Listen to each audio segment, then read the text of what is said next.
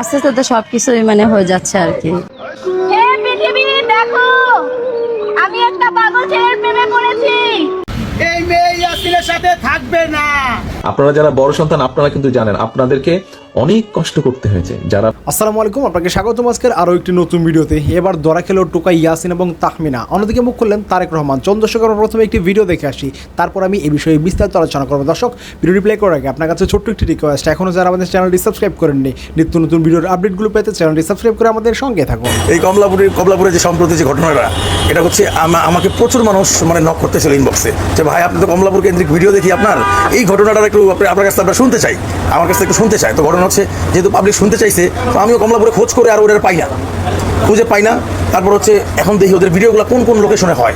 তো আমি তো বুঝতেছি ব্যস্ত মানুষ যদিও, তো এখন দেখতেছি যে আফতাবনগর, হাতিরঝিল, কমলাপুর এই তিনটা জোন ওরা ভিডিওগুলো করে। তো আমার কথা হচ্ছে ওদের সামনে থেকে আমার জিজ্ঞাসা করবো যে ভাই ঘটনাটা কি, আমার একটু বলো, আমি একটু শুনতে চাই। ভিডিও করার উদ্দেশ্য না, তখন আমি দেখা গেছে আমার দর্শকদের উদ্দেশ্যে বললাম ঘটনাটা এটা, ওরা হচ্ছে আসলে সত্যি ওরা প্রেম করে বিয়ে করতেছে। তো সেই জায়গা থেকে ওদেরকে খোঁজা, তো আমি হচ্ছে খুঁজতেছি ওদেরকে, তাগে আছে আর কি, যে দেখি রাস্তাঘাটে দেখি কিনা। তো শরবতের দোকানে রাস্তার পাশে মাস্কটা খুলে মানে গ্লাসটা মুখে দিছে। এই যে মাস্কটা খুলছে, মাস্কটা খোলার সাথে সাথে তো আমি মানে চিরা লাগতেছে। পরে দেখি ওই মেয়েটা পুরো মাস্ক টাক্স পরে জুব্বা টুব্বা পরে মানে একটু সেলিব্রিটি একটা ব্যাপার চলে আসছে, মানে সেলিব্রিটি হলে কি হয় একটু ঢাকে চলে এরকম আর কি বিষয়টা।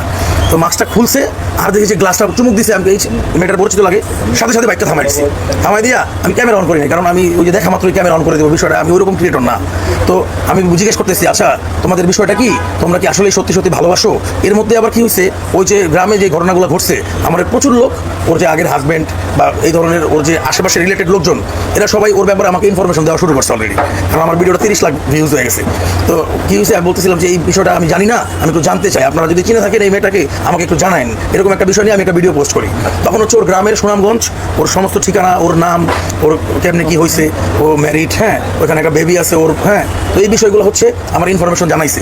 জানার পরে আমি ওর ধরলাম, আচ্ছা তুমি তো ম্যারিড, কারণ ওই ছেলেটা কি জানে তোমার যে আগে একাধিক বিয়ে হয়েছে, মানে ওইখান থেকে যে ইনফরমেশনটা আসছে, ওরা যে ভাষায় আমাকে বলছে যে এতটা বিয়ে হয়েছে, আমি অঙ্কটা আপনাদের বলতেছি না, আমি একাধিক আরও একটু ভালোভাবে বলতেছি।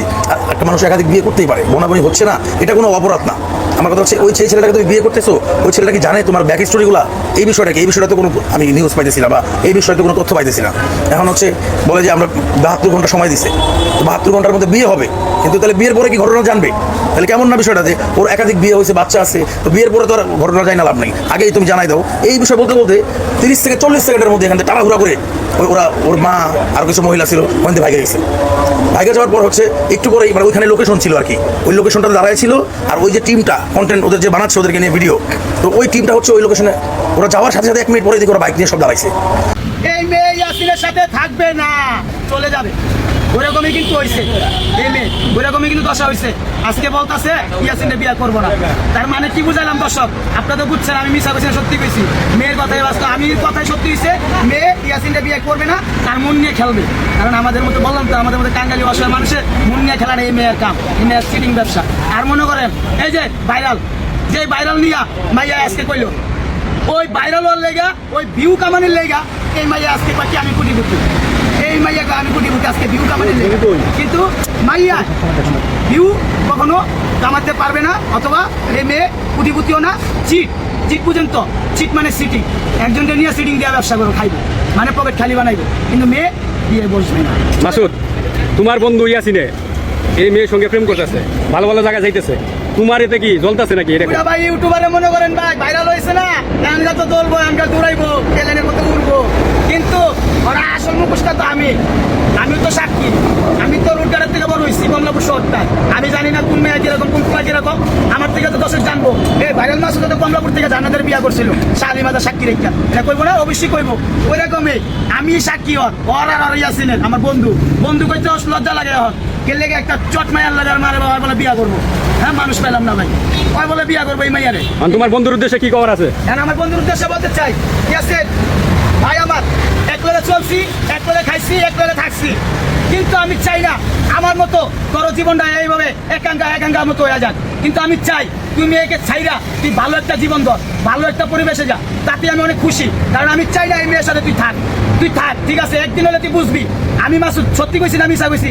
মাইয়া যে সময় তোরা ছেড়ে যাইবো গা, কিন্তু তারপর তোদের একটাই লিখোস, তুই মাইয়ারে ভুলে যা। মাইয়া এটা ভালো না, মাইয়া এটা চিটিং ব্যবসা করে। মেয়ে অনেক জঘন্য, ভাইরাল হওয়ার জন্য তোরে নিয়ে ভিউ কামাইবো, তোর লগে ভিডিও বানাইবো, হ্যাঁ তোর লগে হয় ভাইরাল হইবো, হ্যাঁ পরে কি চোখ ফুটে যাইবো, পরে তোরা ছেড়ে যাইবো গা উড়াল দিয়া। মাগার তুই টের পাবি না। সংসারের বড় সন্তান, আপনাদের কাঁধে কিন্তু অনেক দায়িত্ব থাকে। ছোট ভাই বোনেরা থাকে, তারা অনেক কিছু করে পার পেয়ে যায়, কিন্তু বড় সন্তান হিসেবে আপনি কিন্তু পার পান না। আপনি পান না। দর্শক, আশা করি সম্পূর্ণ ভিডিও দেখছেন। দর্শক, এই ভিডিওর সম্বন্ধে যদি আপনার কোনো মতামত থাকে তাহলে অবশ্যই কমেন্ট করে জানাবেন। ভিডিওটি ভালো লাগলে একটি লাইক করবেন। দেখা হচ্ছে পরবর্তী কোনো ভিডিওতে। সেই পর্যন্ত সবাই ভালো থাকবেন, সুস্থ থাকবেন। আল্লাহ হাফেজ।